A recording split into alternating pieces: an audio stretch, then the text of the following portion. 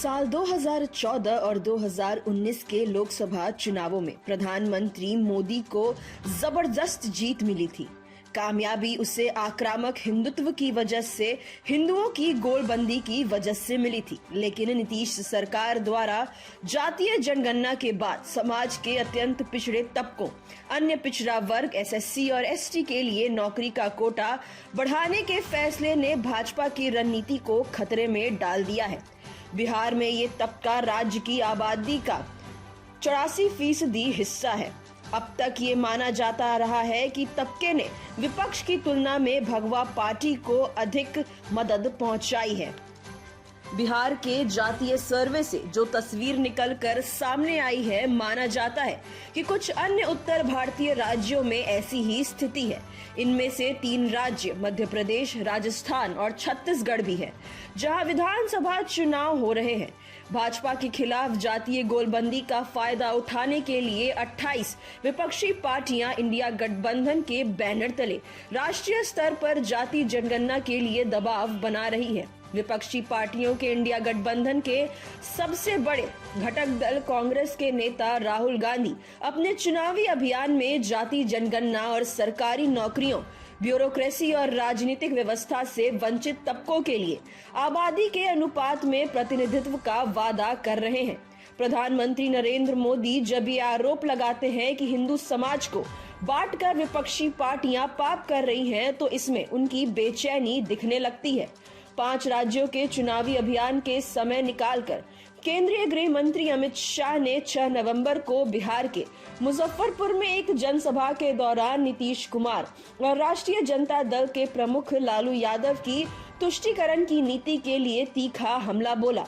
भाजपा जब भी अपने विरोधियों पर तुष्टीकरण का आरोप लगाती है, तो इसका मतलब ये निकाला जाता है कि हिंदुओं के हितों के ऊपर अल्पसंख्यकों को, खासकर मुसलमानों को तवज्जो दी जा रही है।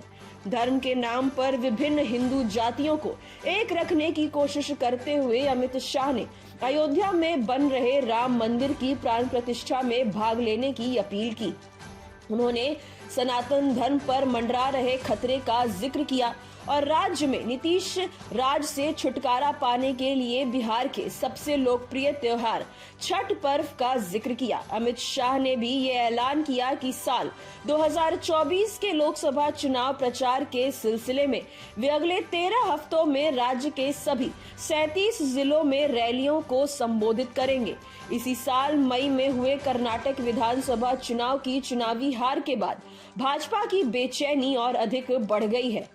कर्नाटक में भाजपा ने हिंदुओं कार्ड खेला और प्रधानमंत्री नरेंद्र मोदी ने मतदाताओं से बजरंग बली के नाम पर वोट देने की अपील की। लेकिन इस सब के बावजूद कर्नाटक में भाजपा को कांग्रेस के हाथों करारी हार का सामना करना पड़ा। साल 1990 में तत्कालीन विश्वनाथ प्रताप सिंह की सरकार ने मंडल कमीशन की रिपोर्ट लागू की और इससे देश में मंडल लहर शुरू हो गई।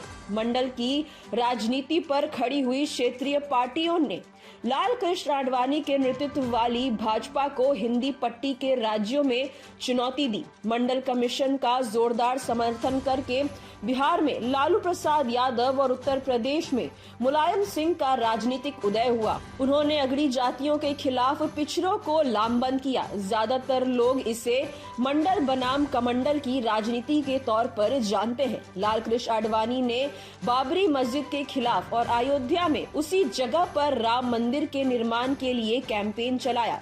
इसे ही कमंडल की राजनीति कहा गया। लालू यादव और मुलायम सिंह यादव भाजपा की हिंदुत्व की राजनीति के खिलाफ चैंपियन बनकर उभरे। लेकिन वे दोनों जिस जनता दल परिवार का हिस्सा थे, उसमें कई बार टूट हुई और अलग हुए। घरों ने बीते सालों में कई बार भारतीय जनता पार्टी के साथ मिलाया। उदाहरण के लिए नीतीश कुमार ने बिहार में लालू यादव से अलग होकर अपनी समता पार्टी बनाई, जिसके बाद लंबे समय तक भाजपा के साथ रही। ठीक इसी तरह मुलायम सिंह यादव ने भी अलग होकर कई नेताओं ने अपनी अपनी जातियों को संगठित किया और भाजपा के साथ साझेदारी की। इसी प्रक्रिया में भाजपा को भी पिछड़े वर्गों में अपनी पैठ बनाने का मौका मिला। साल 2024 के लोकसभा चुनाव में ये विपक्षी गठबंधन सत्तारूढ़ भारतीय जनता पार्टी के सामने संभावित खतरे के तौर पर उभरती हुई दिख रही है। ऐसा लगता है कि बिहार में हुए जाति सर्वे के मजबूत नहीं जाने वाली भाजपा की कमजोरियों को उजागर कर दिया है। नीतीश कुमार और तेजस्वी यादव की जोड़ी ने बिहार में हालात बदल दिए हैं। राज्य सरकार ने हाल ही में नए भर्ती किए गए शिक्षकों को 1.2 लाख नियुक्ति पत्र सौंपे हैं। नीतीश और तेजस्वी बेरोजगारी, गरीबी, असमानता, आवास, स्वास्थ्य, लोकतंत्र और संविधान का बचाव, कॉरपोरेट भ्रष्टाचार जैसे मुद्दे उठा रहे हैं। उन्होंने सामाजिक और शैक्षणिक रूप से पिछड़े तबकों के लिए नौकरियों का कोटा बढ़ाकर 75% कर दिया है। राजनीतिक विश्लेषक इस घटनाक्रम को 90 के दशक की तरह गैर बीजेपी पार्टियों के दिन बदलने वाला मंडल 2 का उभार करार दे रही है। Bureau report, city post live.